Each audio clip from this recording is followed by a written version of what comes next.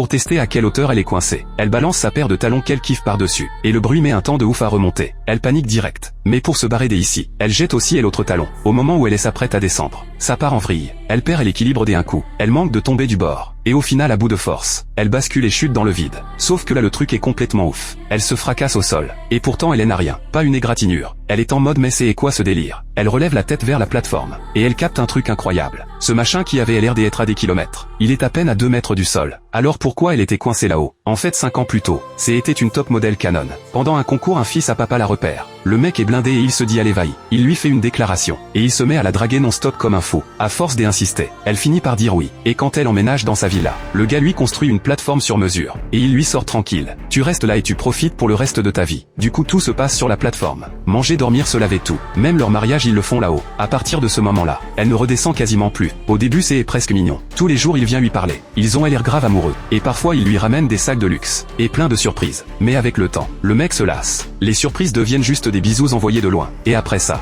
des mois passent sans même le voir. 3 ans de mariage et c'est déjà fini. Elle a le cœur en miettes. C'est mort, elle n'y croit plus. Elle refuse de continuer cette vie sans lumière. Alors elle fait un truc hyper risqué. Elle décide de sauter pour récupérer sa liberté. Quand elle arrive au sol, elle découvre enfin la vérité. La plateforme ne fait que 2 mètres. Elle est à 2 doigts de péter un câble. Mais surtout elle est soulagée. Elle se met à courir dehors. Et elle retrouve la rue qu'elle n'avait pas vue depuis trop longtemps. Elle respire l'air frais à plein poumon. Et quand elle arrive à la mer, elle est encore plus réveillée. Ça faisait une éternité qu'elle n'avait pas pris l'océan en pleine face. Elle la remet les idées en place. En passant devant une boutique de beauté, elle se voit dans une vitre. Elle est crevée, elle est méconnaissable. Alors elle se refait une beauté. Et là elle se dit, maintenant je fais un vrai truc. Je détruis cette plateforme qui aime à bouffer la vie. Elle attrape une barre de fer. Et elle commence à taper comme une dingue. Elle démonte tout. Elle lâche toute sa rage. Tout ce qu'elle a gardé pendant des années. 2 ans plus tard, à force de s'accrocher, elle a réussi à sortir de l'emprise du riche. Et elle ouvre sa propre boutique de beauté. Et ça marche de mieux en mieux. Et là le twist est incroyable. Elle reconstruit une plateforme dans son magasin. Tous les jours elle s'assied dessus pour accueillir les clientes. C'est devenu la marque de la maison. Sauf que cette fois, personne ne la force à y rester. Elle fait juste ce qu'elle veut, quand elle veut, comme elle veut.